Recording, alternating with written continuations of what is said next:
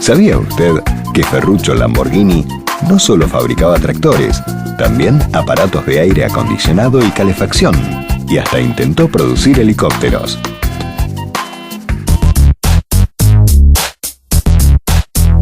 Raúl, ¿qué pasó hace 65 años con el amigo Galvez, Fangio y toda esa...?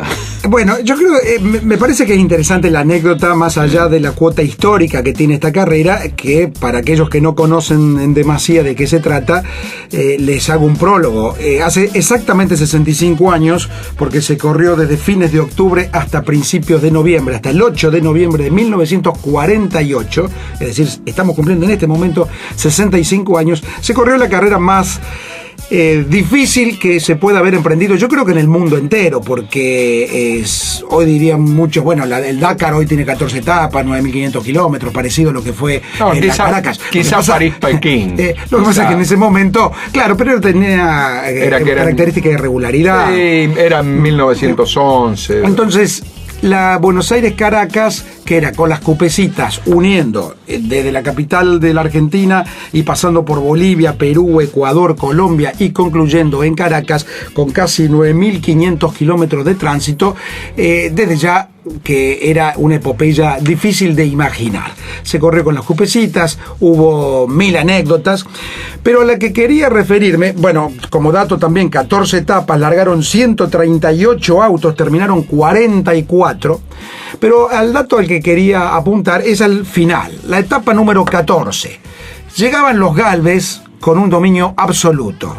Lideraba Oscar, segundo Juan, le llevaba de Oscar a Juan, le llevaba 2 horas.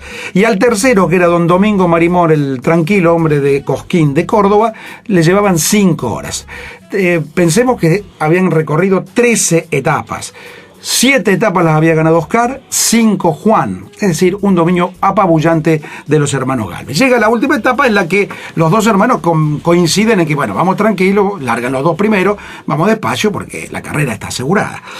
¿Qué pasó? Que a 300 kilómetros de largar la última etapa, Juan lo supera a Oscar. Oscar se ve sorprendido porque dice, coincidimos en ir despacio, pero bueno, lo pasa, y más grave y peor es su sorpresa cuando un poco más adelante ve que Juan está volcado, está con el auto en una zanja y dado vuelta.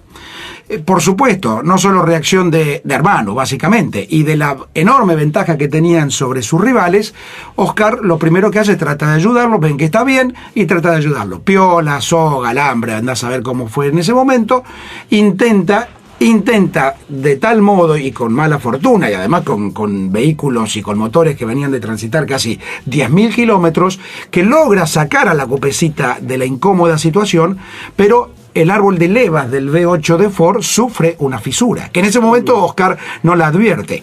Ya lo ve a Juan que está recuperado. Juan dice, anda que me quedo a arreglar un poco el auto, pero ya estaba listo para seguir. No obstante, pierde mucho tiempo Juan y no logra llegar como para poder ganar la carrera, sino finalmente termina tercero. ¿Y qué pasa con Oscar? Que él comienza el recorrido de la última parte de la carrera y el auto comienza a quedarse y se rompe el motor, se funde el motor. Es decir, un episodio muy, muy particular con los dos ganadores, con gran ventaja, 2 hermanos, uno lo ayuda al otro y los dos sufren las consecuencias. Le quedó a primero y segundo de la carrera. Exactamente. Ahora, el tema es que yo quería contar esta anécdota y repetirla de algún modo, porque aquellos que conocen algo de la Buenos Aires-Caracas, hubo muchas leyendas y muchas historias alrededor de cómo se definió esa carrera. ¿Por qué? Porque a Oscar un auto lo ayuda, lo ata y lo lleva hasta Caracas. Es decir, Oscar Galvez llega con el auto hasta Caracas. Como la llegada estaba en una pendiente, cuando faltaban unos 200 metros, el auto que lo traía lo desata y llega por inercia, pero con el motor frío, roto. ¿Qué pasó? Que en un primer momento la gente que estaba enfervorizada con Oscar Galvez, enfervorizada porque era el único piloto, en función de las crónicas que estuve leyendo estos días, que a la gente le importaba en ese momento, lo saluda como si fuera el ganador. Y a las horas se da la clasificación oficial que Oscar Galvez había sido desclasificado y por ende ganaba quien estaba segundo, que era don Domingo Marimón. Ahora, Muchas de las anécdotas estaban ligadas también al hecho político. Recuerden que en ese entonces, Juan Domingo Perón era el presidente, esta carrera la había auspiciado, fomentado Perón, y el hombre de Perón en ese momento era Oscar Gálvez. Entonces, muchos dicen que antes de tomar semejante determinación, lo consultaron al general en aquel momento y que el general había dicho, hagan lo que tengan que hacer. Esa es parte de las versiones. Si fue cierto, si no fue cierto, no lo sé. Lo interesante es que rescaté unas declaraciones de quién era el comisario deportivo en Caracas del Automóvil Club Argentino en ese momento, que se llamaba Fulvio Pastor. Digo, se llamaba, ojalá viva, pero esta nota es de 6-7 años y ya era muy grande en ese momento. Él decía que él había tomado sus precauciones cuando se entera que este episodio de los Gálvez, había tomado sus precauciones porque se vio venir que iba a haber conflicto. Entonces, para certificar la información, mandó un radiograma con contestación paga a todos los controles de la última parte de la etapa para tener fehacientemente la información de cómo estaba pasando Oscar Gálvez. Cuando llega Gálvez, entra sin motor. Dice Fulvio Pastor, el comisario deportivo, yo tenía 2 mecánicos del ACA encargados de revisar los precintos, y ellos, como yo, también se dieron cuenta que el V8 estaba frío, obviamente había venido sin andar.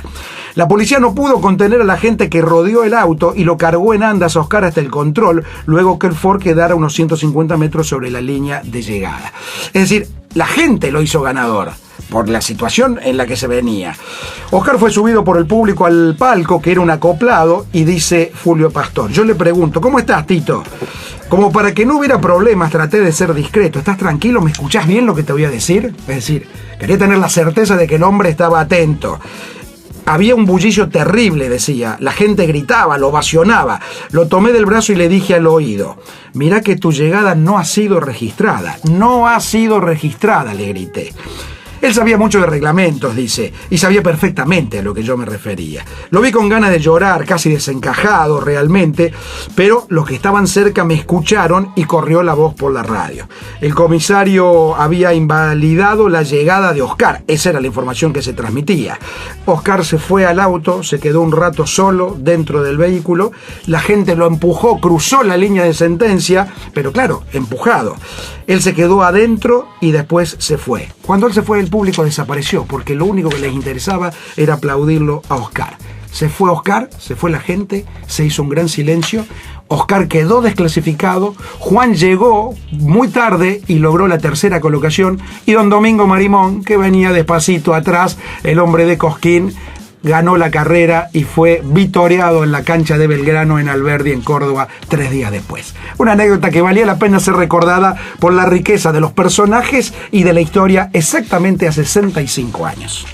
Y otra explicación que vendrá en el bloque que viene, en este caso a cargo de Jimena Olázar, realidad virtual o realidad vial. ¿Qué será lo que propone esta chica?